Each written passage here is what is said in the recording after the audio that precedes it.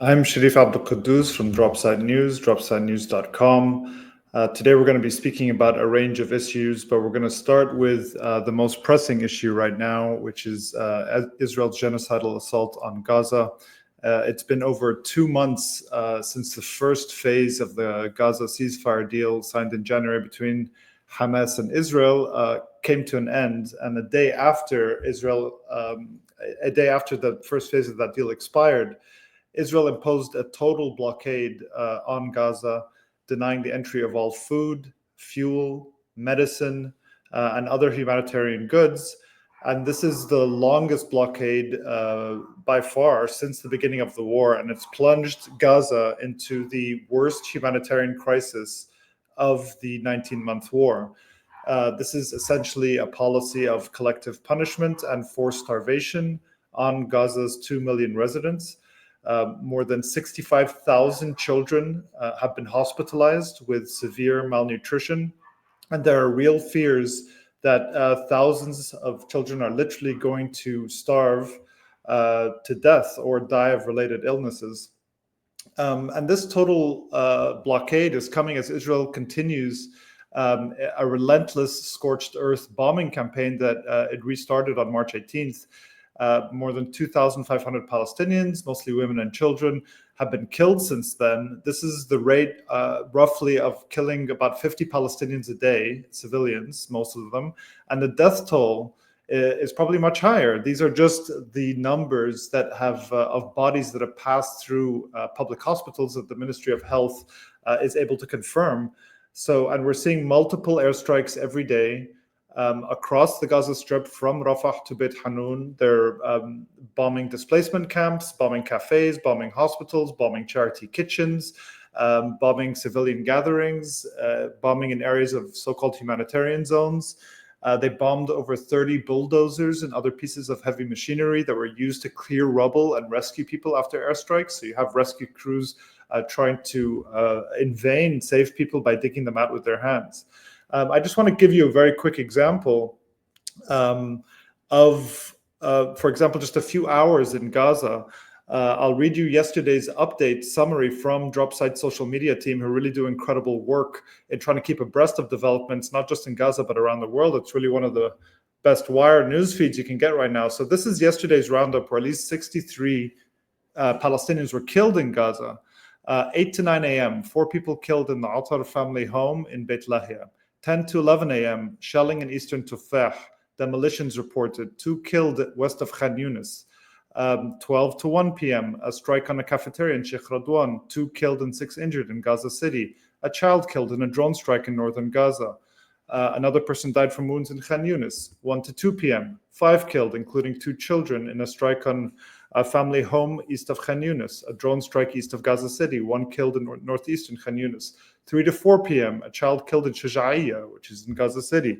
A woman killed in Dir al-Balah, 2 killed in Beit Hanun. 4 to 6 p.m., 7 killed in Gaza City and Khan Yunis. I can keep going. This goes up to 9 p.m., but this is just to give you a sense of the scale of the carnage that Israel is conducting in Gaza. During this entire period that we're talking about, regional mediators, Qatar and Egypt, have failed to convince Israel to return to the original 3-phase framework deal, which stipulated an eventual complete withdrawal of Israeli forces from Gaza and the declaration of a permanent ceasefire. And instead, Israel's issued a series of new demands, and among these are the total demilitarization of the Gaza Strip, the exiling of Hamas's leaders, and the removal of Hamas as the governing authority in Gaza. And yesterday, we saw Israel approve plans for the capture of the entire Gaza Strip and to remain entrenched there indefinitely. The plan also calls for hundreds of thousands of Palestinians to be forcibly displaced yet again to the south, squeezing them onto even less land. Israeli Prime Minister Benjamin Netanyahu said that the Palestinian population will be moved for its own protection. The head of the military said they're calling up tens of thousands of reserve soldiers. Already, 70% of Gaza, 70% has been designated a no-go zone or is under active displacement orders. And over the past 7 weeks, we've already seen or upwards of 420,000 Palestinians be displaced yet again. And just yesterday also, the Israeli finance minister, Bezalel Smotrich, said that Israel is now in a position to declare victory over Gaza, quote, within months, and that Gaza will soon be completely destroyed and its population will be forced into a small part of the south. And from there, they will, quote, leave in large numbers to third countries. And all of these threats, these increasing threats on Gaza, are seem to be timed to coincide with President Donald Trump's trip to the region in a little over a week, where he'll visit Saudi Arabia, Qatar, and the UAE. So this is where things stand on the ground. To talk about this, I'm joined by two of my colleagues, Jeremy Scahill and Murtaza Hussain. Jeremy, we want to start with you. You had the chance to travel and meet with several leaders of Hamas and other Palestinian factions. This is not something that is easy to do or get access to. And yesterday we published on Dropsite both a print article and a full audio podcast and transcript of your in-depth interview with Osama Hamdan, one of the most prominent voices representing Hamas over the past 19 months. I encourage everyone to read and listen to that interview, and we'll be publishing more of your reporting based on your conversations with other figures of the Palestinian resistance in the coming days. But Jeremy, can you start off by explaining, firstly, why you thought it was important to have this wide-ranging interview with Osama Hamdan, explain who he is, and why you thought it was important to speak with him right now? This has been true for many decades, but we've seen it in an acute way over the past 19 months. And that is that Palestinians, particularly Palestinians who are leaders of resistance movements, are almost never allowed the space to explain the historical context in which they operate, the principles on which they operate, the political strategy that they are embracing.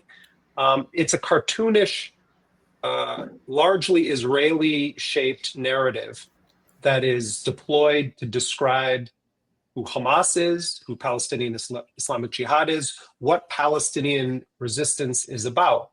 Often it's portrayed as being akin to ISIS or Al-Qaeda. But the reality is that it is journalistic malpractice not to try to understand the political motivations of people who are engaged in a war against or an uprising against occupation, apartheid, colonialism.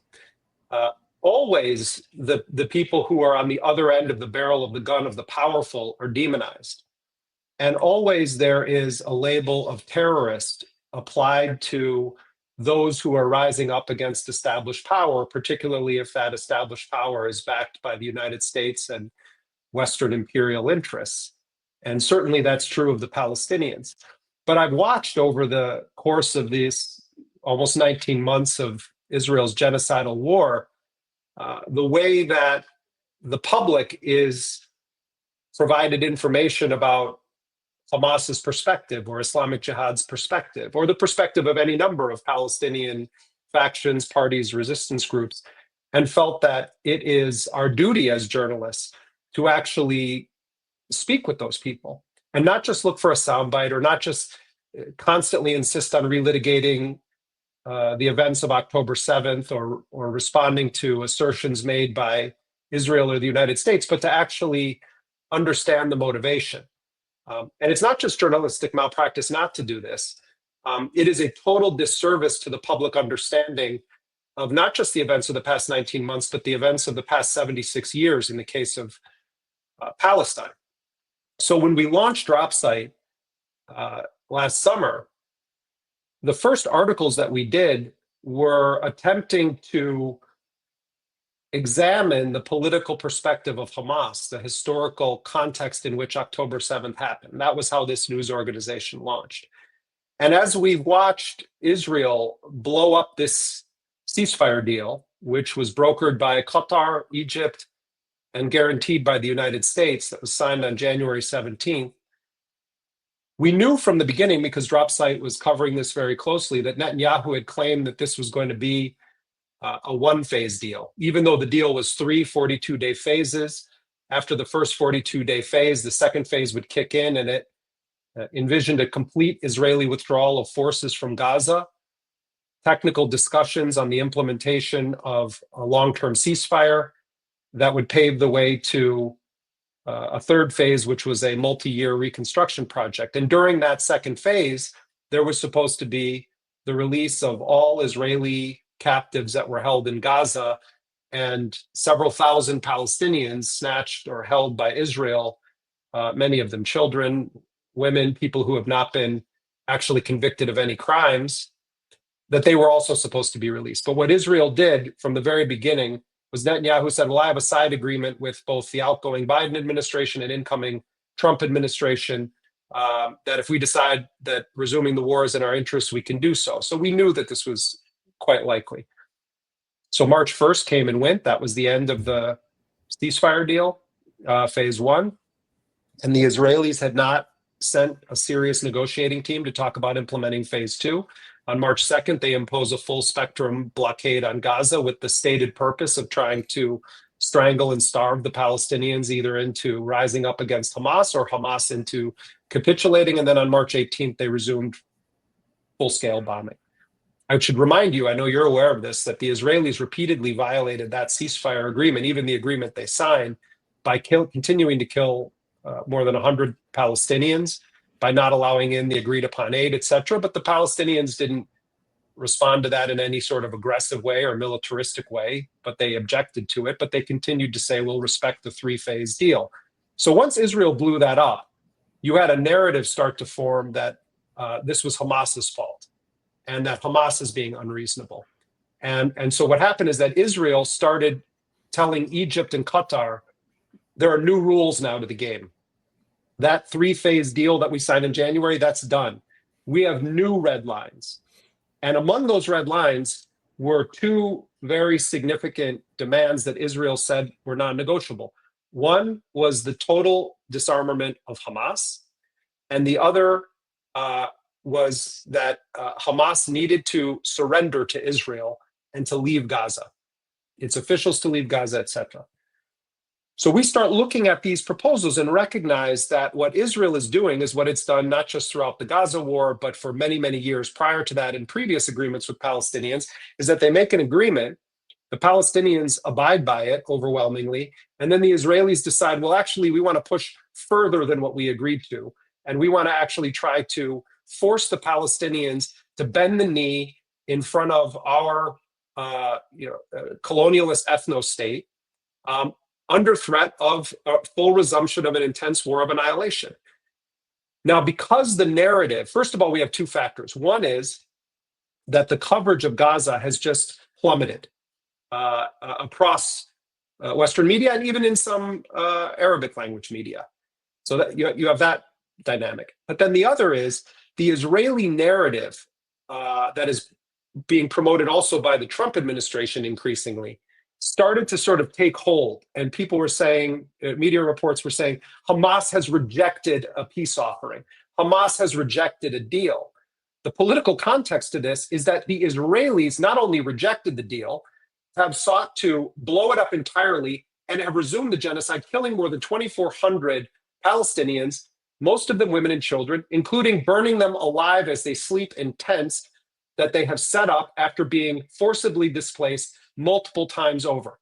So witnessing that context, witnessing the propaganda, witnessing the manufacturing of consent for a continuation of the war of annihilation, I felt that it was important to try to not just ask Hamas for comments. I do that all the time, and we report that at Dropsite, but to really sit down and speak with officials from Hamas, because they have been designated by the Palestinian resistance groups as the chief negotiators for any deal that's going to be made.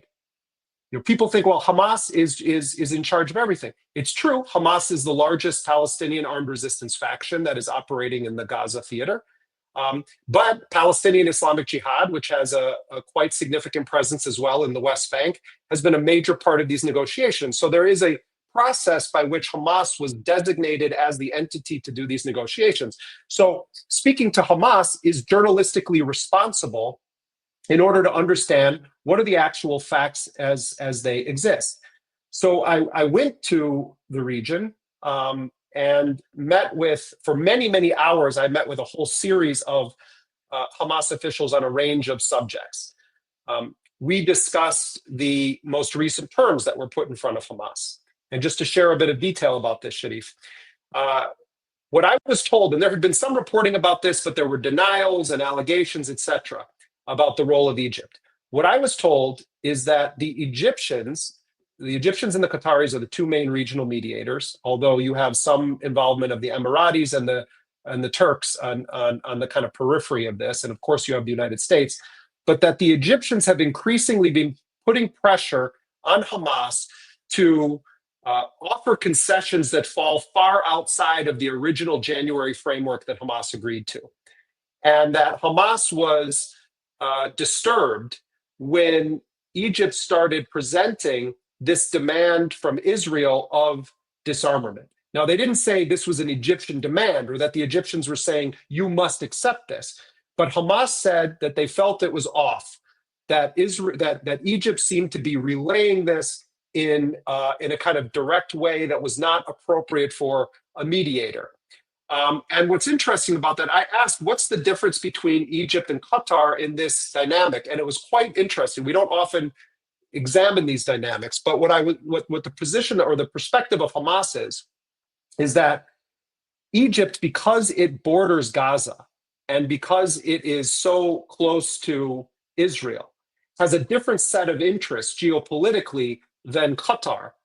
So Egypt, as one Hamas official said, the deep state of Egypt has an interest in Hamas continuing to exist in Gaza, but in a dramatically weakened form, so that it can pose some form of a threat to keep the tensions high with Israel and keep Egypt relevant in the equation beyond the obvious, but as a strategic, necessary entity that will have to constantly deal with the aftershocks of what Israel does in Gaza. But also that Egypt has its own history with the Muslim Brotherhood. The last time there were true democratic elections in Egypt, Mohammed Morsi was democratically elected. Mohammed Morsi comes out of the Muslim Brotherhood. Hamas comes out of the Muslim Brotherhood movement. It's not directly the Muslim Brotherhood in this, in the Egyptian context, but they come from the same political origin. And so you have a complicated game that the dictator of Egypt, Sisi, is playing, the second largest recipient of US military aid, second only to Israel. So Egypt's perspective on this is not simply, we want to find a way to end the genocide. Egypt has its own geopolitical interests that are not actually about the fate of the Palestinian people for the sake of saving them or defending their right to self-determination. So when Egypt is perceived by Hamas to kind of, they didn't say doing Israel's bidding, but seemed to be pushing Hamas to drop the legitimacy of the original ceasefire deal, Hamas basically started to say, you know what, we're going to draw a line in the sand on this. And we're no longer going to engage in any agreement. And they said this to me on the record and on background. There will be no more short-term truces that do not include an irrevocable path to an end of the Israeli occupation of Gaza, the full withdrawal of Israeli forces, and an end to the genocide. Now, Hamas is saying our preference is we go back to the January framework and we resume the second phase. During that second phase, the Israelis were supposed to be completely withdrawing and the captives were going to be exchanged. Or an alternative arrangement, perhaps with some concessions here and there, that also leads to the same path of Israeli withdrawal, an end to the genocide, a full exchange of captives. So Hamas is saying, we're done. You asked about the recent, we have the recent Operation, Gideon's Chariot that has been leaked in the Israeli media, which is this plan to conquer and hold all of these sections throughout Gaza, and then forcing Palestinians into an increasingly small area in the south, and that Israel would remain there indefinitely. Hamas is saying, we are not going to lay down our weapons or agree to any disarmament in any form until there's a path to a Palestinian state. I asked them about media reports that Hamas was contemplating temporarily storing its weapons under some kind of neutral third party or handing them over as a gesture of kind of good faith. And they said, this is a complete concoction in the media. This has never even been formally raised with Hamas. It just goes to show you how inaccurate and wild some of the reporting is. They're saying this has never been raised formally. And is Israel going to store its weapons during this period? That's what Hamas is saying. Who's going to go to Israel and say, you have to put your weapons up? Because history, according to Hamas, has shown that when the Palestinians do surrender their weapons, it's followed by more Israeli massacres. And we are now in the most intense phase of a 76-year Nakba, the intention of which is to annihilate the Palestinian people from their land. So their perspective is, we're done with these games. We're done, from their perspective, of trying to be reasonable and constantly being asked to make concessions, because we're getting to a point where those concessions call into question the very existence of the Palestinian people in Gaza. Yeah, it's very interesting, especially when you're talking about Egypt. What I found, some of his comments, some of the most interesting comments he gave, that he said he was astonished that Egypt was bringing this proposal to them as a mediator, because Egypt should have known that Hamas would reject this, would reject a call for complete demilitarization, essentially a call to surrender. And they should have told the Israelis that. And he gave a very interesting example and said, okay, if Hamas told Egypt to propose to the Israelis that Netanyahu needs to step down and they need to hand over Tel Aviv to the Palestinians, would Egypt even consider this proposal? Of course not. They would tell Hamas, no, that's ridiculous. You can't do that. But so Egypt does appear to be pressuring Hamas to kind of accept these new terms. And I can say that for many years, Egypt's essentially been a very strong ally to Israel. They helped to enforce the blockade on Gaza since 2006. They eventually destroyed the tunnels that provided a lifeline to Gaza. They coordinated with Israel on security. They allow Israeli drones and helicopters and warplanes to carry out covert air campaigns in Sinai. And Egypt's treatment of Palestinians coming from Gaza is notorious for its indignity. And most recently, up until they had control of the Philadelphia corridor, up until last year when Israel invaded Rafah in May, just over a year ago, Palestinians were able to leave Gaza through Rafah with security clearance. In order to get that security clearance, Egyptian intelligence was part of this extortion network that essentially was charging Palestinians thousands of dollars per person in order to leave Gaza.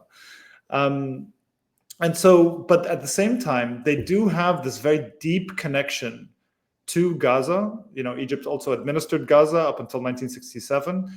Egyptian intelligence does have very strong ties to Hamas, real connections. They helped broker the ceasefire in 2021 and were very effective in doing that. And they want to have a stake in the game going forward. So yeah, I found his comments extremely telling in that. And also, you spoke to him about the role of the Biden administration and the Democrats, and he basically reiterated that the January ceasefire deal would not have happened if Kamala Harris had won the elections.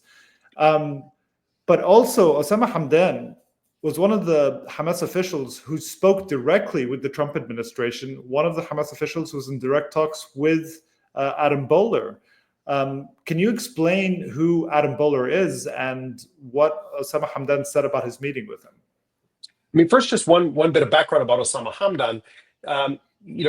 He's a chemist by training, and this is one thing I try to share with people, because you don't often think about it. When you talk to many of these resistance leaders, so many of them are doctors or scientists or scholars. I mean, Gaza has one of the highest rates of higher degrees of education of any population in the world, and many of them were educated in the West. For instance, Bassem Naim, another senior Hamas official, is a medical doctor who studied medicine in Germany.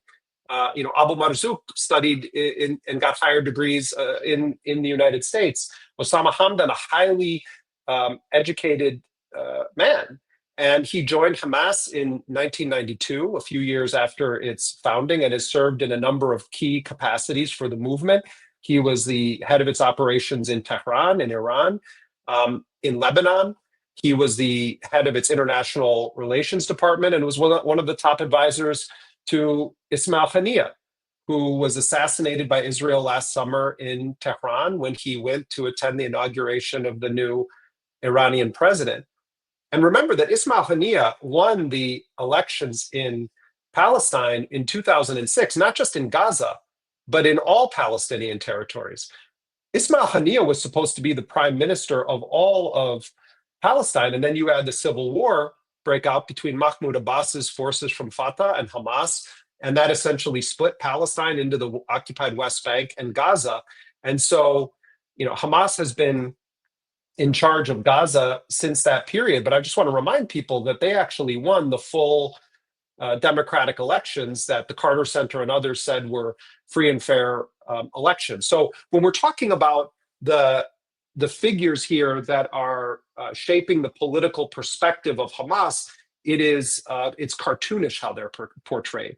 You can have your own, whatever opinion you want about what their policies are, what their perspectives are, but at least base it on a factual assessment, on real information, and not just what feels good to you to say about them because, oh my God, scary Hamas. So I say all of this because Osama Hamdan and Bassem Naim, who is a senior member of the political bureau of Hamas, were the point people in meeting with Adam Boehler. So they have a series of discussions with Adam Boehler, who was President Trump's special envoy on hostages. Adam Boehler is also a college roommate of Jared Kushner, Donald Trump's son-in-law, and a close friend of the Trump family. So Boehler goes over, technically because his mandate is to speak to anyone, anywhere about American captives, and there is at least one living U.S. citizen, or believed to have been living at least until recently, Idan Alexander, being held in Gaza. There are several other people with American citizenship that were held. Some have been released in exchange deals. Others have been killed since the October 7th war began. So the official reason that they were meeting with Adam Boehler was to discuss American captives held in Gaza.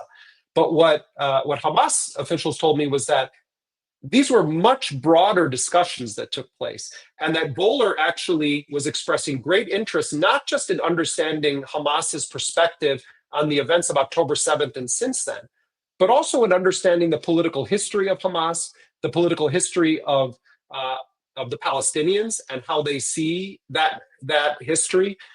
They said that it was a very friendly and diplomatic conversation. And when Adam Boehler then goes on American television after word of these direct talks became public, and on Israeli television, he starts saying things like, that they were that essentially that they're normal people to talk to, that they engage in diplomatic conversation, and he pushed back against Ron Dermer, Netanyahu's political hitman, who's in charge of negotiations now for Israel, saying Ron Dermer.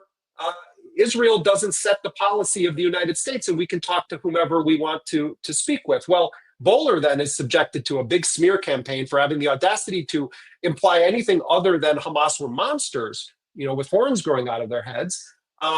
And so what was going to happen, though, when that took place, is that the Boehler meetings, I was told, were meant to lead to direct talks with Steve Witkoff, who is Donald Trump's main envoy negotiating any deal that's going to happen in Gaza. And Hamas believes that the Israeli campaign against Adam Boehler was actually aimed at ensuring that Steve Witkoff was not going to engage in direct talks with Hamas. And they also said this is one of the reasons why they assassinate people like Ismail Haniyeh or others, because they don't want an elected Palestinian, for instance, with legitimacy to be able to speak directly to the Americans. So that's what Hamas is saying. But their belief was that Adam Bowler understood it. He understood it to the point where Adam Bowler more or less accurately described what is known in Arabic as a hudna proposal from Hamas. He goes on Israeli and American television and he says, what Hamas is proposing is a multi-year, all-for-all deal with Israel, where all Israeli captives are going to be released and where large numbers of Palestinian prisoners are going to be released and where we're not going to have an active war anymore. This was an American official engaging in direct talks with Hamas, who then goes on television, not just in the United States, but also in Israel, and more or less accurately describes what is Hamas's major idea about how to resolve the conflict with Israel that it's been proposing since the early 1990s, when Sheikh Ahmed Yassin, the founder of Hamas, first started discussing a hudna while in an Israeli prison. Then Boulder gets destroyed in the press. The Witkoff meeting is off. The Israelis resume the genocidal scorched earth bombing campaign. And now you see Trump parroting. There was a moment where Trump was sort of not so inaccurate in kind of how he talked about things regarding Gaza. But now Trump is like, he's just becoming a conveyor belt for the Israeli narrative in many, many ways. And, so from the perspective of Hamas, I think it was very telling for them.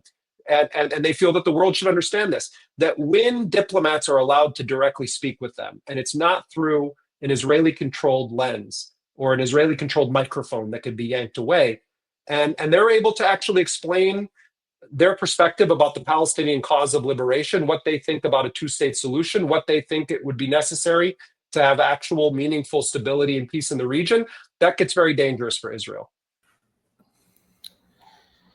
Yeah, Jeremy, and for anyone listening and watching this, I really encourage them to go and listen to the interview or read the text as well too, because I think in addition to what it offers about the present political situation, it's really a historical document, because there's been a policy of the Israeli government for many, many decades, going back to the PLO in the 70s, to try to assassinate Palestinian figures, to stop them from talking to the Americans directly, and to always make sure they're interlocutor with everything that's portrayed of any Palestinian resistance group, Hamas or its predecessors, any ideology and so forth.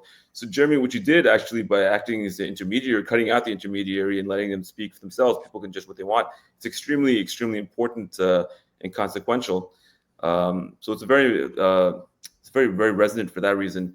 I want to ask you, in the interview, Hamdan, you talked to him about what they see as a political solution to the conflict. And they actually expressed that as well too. Can you speak a bit about what they see as an end state for this conflict? And the reason I ask also is because the Israelis are being very forthright, uncharacteristically, I think, frank about what they see as end state. Today, Finance Minister Bezalel Smotrich said that they see the destruction of Gaza and the forcible immigration of the population out of the territory as the goal of the current Gideon's Chariot military operation, pretty much explicitly saying they have a genocidal and ethnic cleansing goal for how to end the conflict. What did Hamas say? What do they see as an end state? And how do they express a pathway of how to achieve that? It's a really important question that you're raising, Maz. And I mean, first, let's back up. People that are supporting Israel's genocidal war are very fond of saying, "Oh, Hamas's position is that they want to wipe Israel off the map and that they're in a war against Jews because they're Jews." And there are documents and statements from the past of Hamas that they will, bring up and say, "Aha, this is proof." But since 2017, Hamas has an official charter that lays out that Hamas, first of all, Hamas's official position is that it is not at war against the Jewish people, that it has nothing but respect for the Jewish religion, that it recognizes it as a major world faith, and that the problem is with a Zionist, colonialist war of annihilation and occupation against the Palestinian people. I had months ago one of the most senior officials in Palestinian Islamic Jihad, Dr. Mohammed al-Hindi, say to me that if Benjamin Netanyahu spoke from atop the highest mosque in all of Palestine and announced that he had reverted to Islam, but he was continuing with his political plan toward the Palestinians, it wouldn't change a thing. I had Osama Hamdan saying that if a Muslim was engaged in the same conduct as Israel, I would fight him too. But most important, and this is what you're getting at, I asked Osama Hamdan about the prospects for what is often called in the West a two-state solution. And I expected him to say, it's done, it's over. And the Israelis are saying that. You can go and look in the Israeli media today. You have prominent Israeli political figures like Benny Gantz, the so-called opposition, saying anyone who talks about a future Palestinian state is delusional. Well, Osama Hamdan didn't say that. He pointed out the ways in which Israel has created conditions that make it extraordinarily difficult to imagine a Palestinian state and an Israeli state. But he said that he still hasn't given up hope on it. And he said that Hamas's official position is that if there was an internationally brokered and guaranteed arrangement whereby the Palestinians could establish their state along the borders of pre-June 4th, 1967, before the 1967 war, with East Jerusalem as the capital of a Palestinian state, and with international guarantees that the Palestinian state would be given all rights as other states on earth, that Hamas will not stand in the way of it. And I don't think that this is just rhetoric. I think that, again, highly educated, intelligent people immersed in the Palestinian liberation struggle for their whole life, I think they're recognizing that they have to figure out what is a viable path. And their analysis says that it is Israel that has totally obliterated that. I had another Palestinian resistance leader say to me, okay, let's have a two-state solution. Show me the other states' borders. Look at what's happening in the West Bank. Who's going to deal with the illegal settlements that have been expanded and expanded and expanded? Netanyahu's not just, and Israel's not just waging a war of annihilation against the Palestinians in Gaza, they're waging a war of extermination against Palestinian existence in the occupied West Bank. So it's almost, you're asking the victim, who is manufacturing his own weapons in underground factories to be the agenda setter for regional peace, when you have an arsonist running around, bombing multiple countries, possessing nuclear weapons, threatening regime change across the region, violating the sovereignty of Lebanon, of Syria, of Yemen, of Iran, of the Palestinians. The onus should be on Israel to say, what is your long-term solution? Well, we know what Netanyahu has said the long-term solution is. The long-term solution, the final solution, is that the Palestinians need to either bend the knee and live essentially as indentured servants under a religious supremacist ethno-state, or they need to be forced off their land, or they need to be dead. So when Adam Bowler, or when I'm not comparing myself to Adam Bowler, but I'm just saying when people that are outside of the sort of arena of this talk to people from Hamas and you listen to them, you can agree or disagree, you can debate, but they actually do have a vision. They do have a plan. And that vision and that plan bears almost no resemblance to the way that they are reported on in Western media or characterized by Western politicians. They believe that Palestinian armed resistance will become irrelevant when Palestine is a state with its own armed forces capable of defending its territorial integrity, which is the right of any state in the world. And so on the issue of are we going to surrender our weapons, the answer is yes. They are saying they will surrender their weapons. The day that Palestine is given its right to have an armed force capable of defending itself from an extremely brutal and violent enemy that has spent 76 years trying to erase the Palestinian people off of planet Earth. Yeah, I found his comment on the two-state solution quite interesting because actually most groups and most intellectuals, most activists, and the movement, the pro-Palestine movement, has moved on from that and essentially see any discussion about a two-state solution in realistic terms as a promulgation of apartheid. There is no realistic scenario where the two-state solution, or has ever been really, where Palestinians have a proper state with real sovereignty, that Palestinians who have Israeli citizenship will be treated as equal citizens. But it is true that... Can I clarify one thing? Yeah. Sharif, just to make sure that I'm relaying this accurately. My sense is that that Hamas and most Palestinians believe in a one-state solution.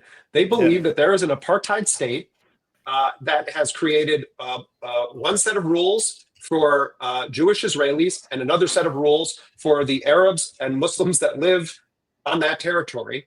And the position, I think, is we're not telling Jewish people that they need to leave. We're not trying to create a religious supremacist ethno-state. We want democracy. We want democracy from the river to the sea. That's the position. But what I thought Hamdan was saying was, we also recognize that there are other players in this that, for their own reasons, are obsessed with this notion of we have to sing kumbaya and have a two-state solution. So what Hamas's position is if that becomes the will of the Palestinian people, we will not stand in the way of it. I'm just, he's not out there rallying for let's go back to Oslo. He's no, of course, I know that. We're not obstructionist. But yes, and they did re-amend their charter in 2017 to accept willingly, as Fatah and other groups have, a really historic concession of giving up over 70% of historic Palestine willingly to accept this two-state solution as a way, as a possible path. But yeah, you're absolutely right that, I think the movement has largely moved beyond that. I wanted to ask you, Jeremy, also, because we've spoken about journalists, and you spoke with both people in Hamas and the Islamic Jihad about journalists that we have been covering. And of course, Israel's campaign in Gaza, part of the genocidal assault has been the targeting and killing of journalists. Over 200 of them have been killed in Gaza alone. A rate of killing of journalists that is unheard of in generations. One of our contributors in Gaza right now, Rasha Abu Jalal, tells me that Israel has targeted journalists to such a degree that regular people in Gaza are afraid to live close to journalists in the same building or in the same tent or in a tent nearby, that they ask journalists to move because they're afraid of being bombed next to them. That's what it's come to. And our colleague, Hossam Shabet, a 24-year-old journalist who is a reporter also for Al Jazeera Mubashir and a contributor to Dropside News, who was assassinated on March 24th. Hossam, as many people know, was one of the few reporters who remained in the north for the entirety of the genocide. And in October, he was labeled a terrorist and a militant, along with 5 other journalists for Al Jazeera Mubashir, by the Israeli military. They said that they either belonged to the Qassam brigades or the Palestinian Islamic Jihad, that they were militants essentially. And then on March 24th, the Israeli military, and so they put these 6 journalists on a hit list. And on March 24th, they bombed Hossam in Beit Lahia. They blew his legs off his body, and they killed him. And they repeated after this that he was a militant, that he was a member of the Qassam brigades.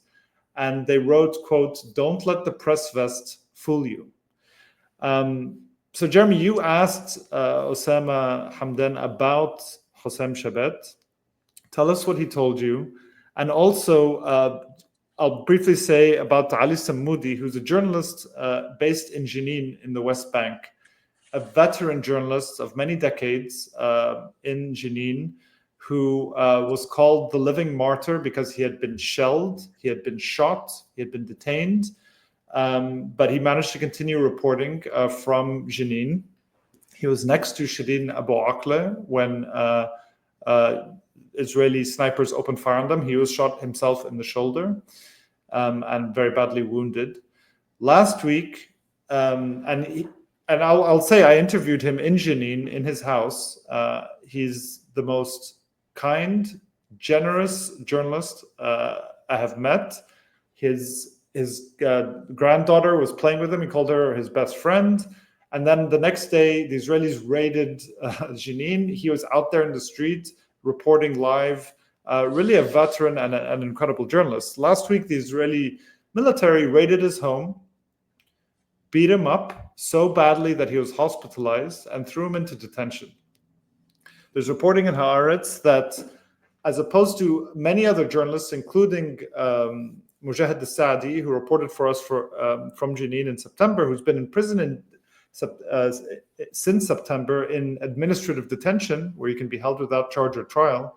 Ali Sammoudi is being put on trial in a hearing today on charges reportedly of having a connection to Palestinian Islamic Jihad and to funding terrorism. That's in quotes. So you also spoke about him with Muhammad al-Hindi of Islamic Jihad. So can you just talk about both those cases and what you were told? Yeah, I mean, thank you, Sharif.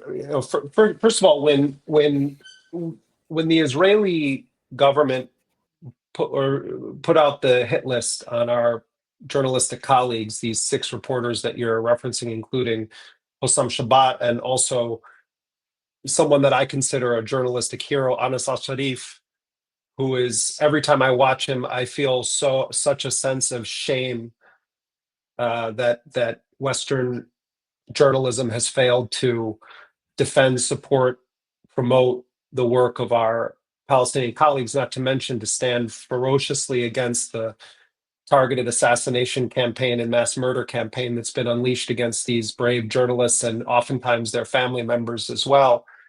But when that happened, I started asking, because the Israelis also released a document that they claimed showed ID numbers and which units they were in, and they said that, if I recall correctly, that Hossam Shabbat was a sniper in the Beit Hanun battalion of the Al-Qassam brigades. So I was asking Hamas about this, and nobody was really ever, responding. I was saying, can you see if there's any truth to this whatsoever? So I've been working on this for months and months, and I every once in a while would ask about it. Not because I believed there was any truth to it. I never thought there was any truth to it, but because I felt like it was the responsible thing to do journalistically. And I also was wondering, were these documents fabricated? So I've been poking around this for a while before Hossam was killed, even. And since he was killed, I then re-upped that, and I started going back to various Hamas officials, and saying, can you give me comment on this? And it just wasn't happening. And so finally, when I then met with these Hamas officials, I didn't just meet with 2 Hamas officials. I met with a whole series of Hamas officials. They actually told me Qassam Brigades did an audit of this question, which is surreal to imagine, and investigated it and spoke to people, not just in Beit Hanun, but in other areas. And we can say, this is what Hamas said, we can say with not a single shred of doubt that Hossam Shabbat was not a member of Hamas, and was most certainly not a member of the Qassam Brigades, and was most certainly not a sniper in the Beit Hanun battalion. And then I said, well, what about the documents that Israel put up? And Osama Hamdan said, totally fabricated documents.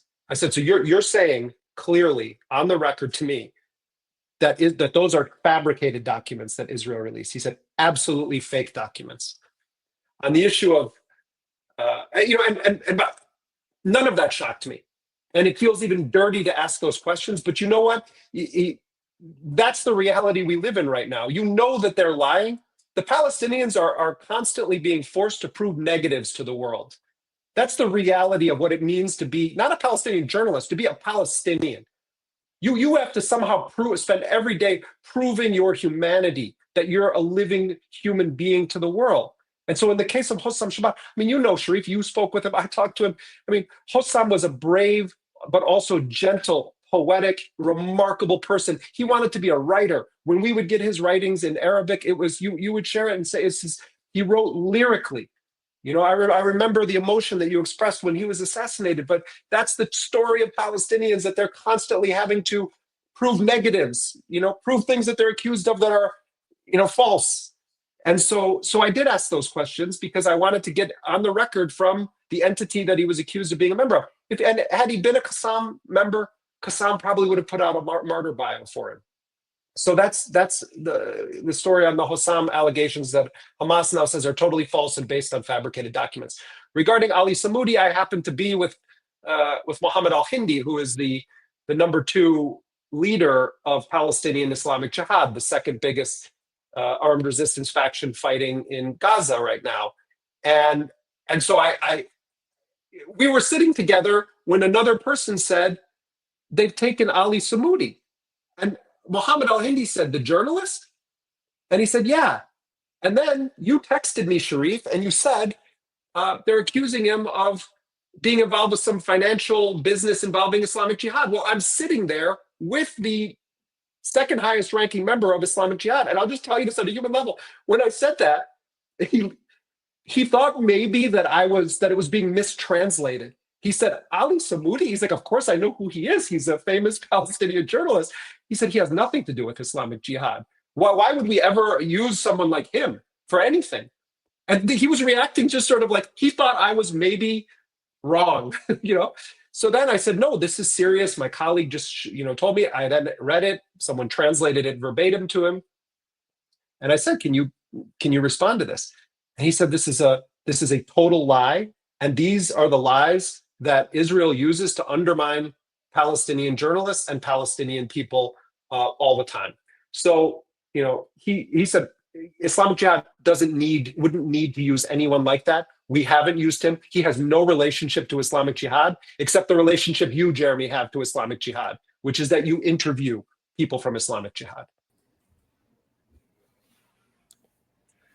There's a lot to talk about, actually, but I think we want to just move on to Yemen for just a moment. And I wanted to ask Maz something about Murtaza, about one of his recent articles. And of course, all of this is related. Just actually, while we were speaking now, the Israeli military said that it has fully disabled, it bombed the airport in the capital of Yemen, in Sana'a, and has fully disabled the airport there. And it also struck several power plants. And this is coming as part of a larger campaign of the carpet bombing of Yemen. The Trump administration, the Biden administration was also bombing Yemen, but the Trump administration has scaled this up since March, especially bombing Yemen in an attempt to stop the Houthis from their military intervention on behalf of Palestinians in Gaza. The Houthis, of course, have attacked Israel-linked ships in the Red Sea and other ships and severely disrupted global maritime trade. They've also launched attacks against Israel, most recently hitting Ben Gurion Airport in Lid just on Sunday. But the U.S. has conducted strikes against more than 1,000 targets in Yemen, killing hundreds of civilians, and most recently hitting a detention facility in Saada in the north, housing African migrants that killed over 60 people. But Murtaza, your most recent piece on this examines how the Trump administration appears to be selecting targets, or the Pentagon is selecting targets that may be drawing on anonymous social media accounts to plan some of these deadly attacks. Can you explain some of this and what you found? Sure, Sharif. There was an attack in late April north of Sana'a against a target which had been previously identified by, as you mentioned, a number of anonymous social media accounts on Twitter or X as being a Houthi military site. So these attacks or these accounts in the past, they have informed U.S. targeting practices. And there's one particular account or two accounts we identified which had noted this particular point, which had been cited by West Point publications, very reputable military publications, as credible. And those points were struck. It turns out later on, upon investigation by local media, there had been no Houthi military presence there at all. There were several civilians, 8 civilians who were killed in these attacks. And one of the accounts we noted, they actually apologized for what's worth for resulting in putting forward information which seemed to have been used later to kill these people. The account later gave a charitable donation and then deactivated itself. Obviously, it's a very pitiful sort of response given the magnitude of what took place.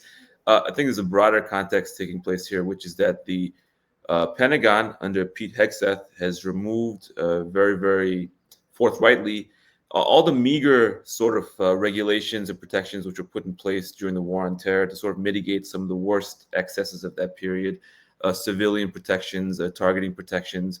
They were always very, very insufficient, but whatever is there has already been degraded even further under this administration.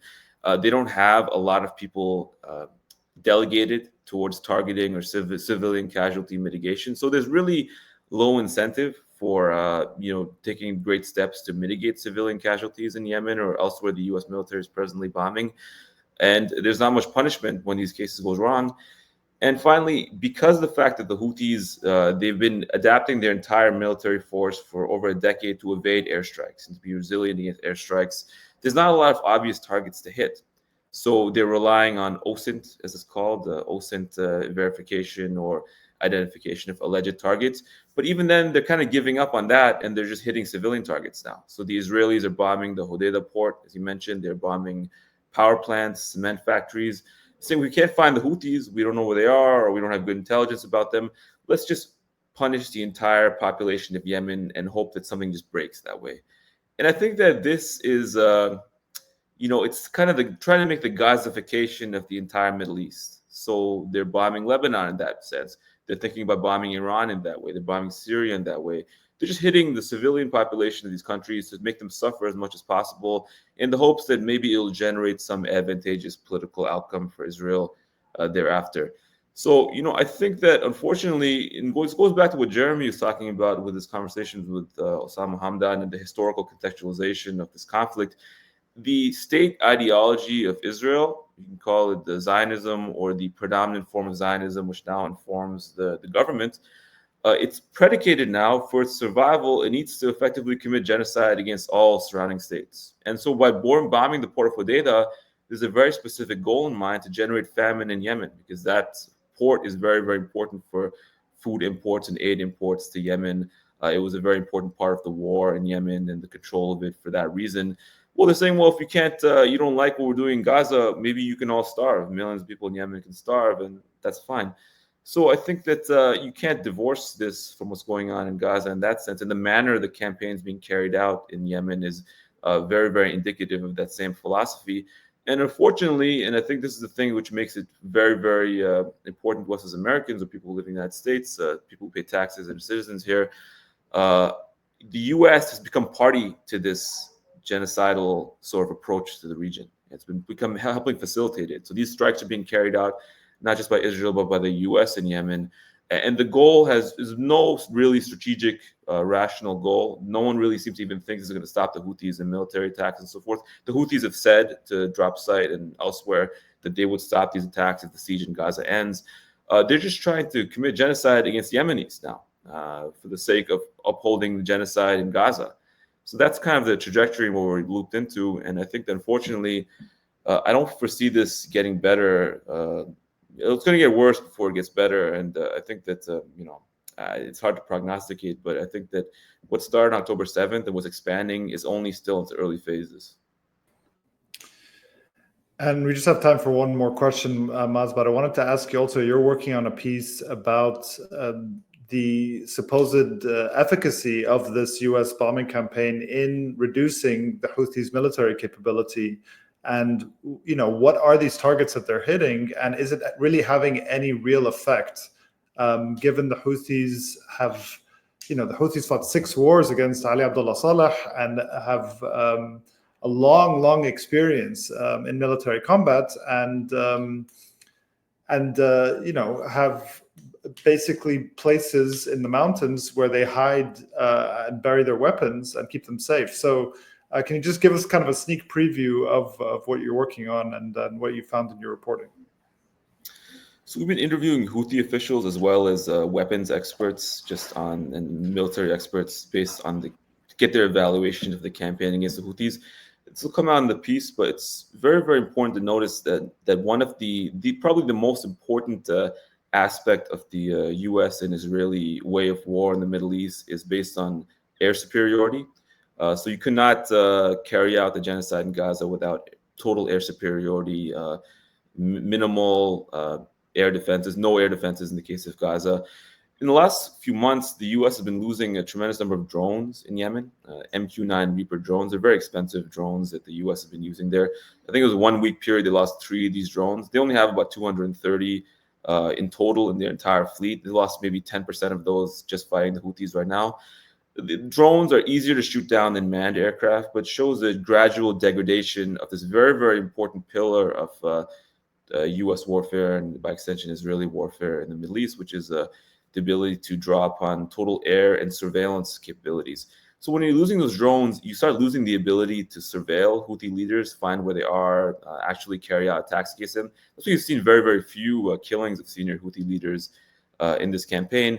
And by the U.S. fighting a weaker party, and the Houthis are weaker, in some way, it weakens the stronger party. It's kind of a perverse sort of impact of these kind of wars. The longer the Houthis survive, the stronger they get and the weaker their opponents get. They've been fighting for 20 years, and they've only become more and more, you can say, anti-fragile in the case of these attacks.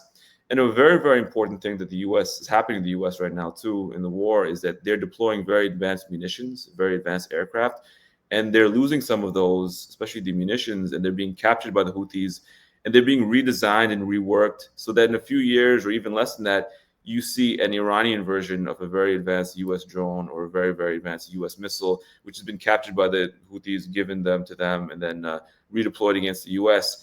And, this could happen with Russia and China and so forth. So it's not just that the U.S. is failing to defeat the Houthis.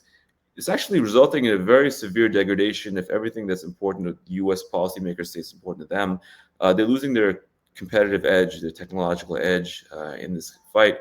So they're wasting their time, their ammunition, they're wasting their credibility, their moral authority, and all those things. But at a very practical level, there's a material loss to this.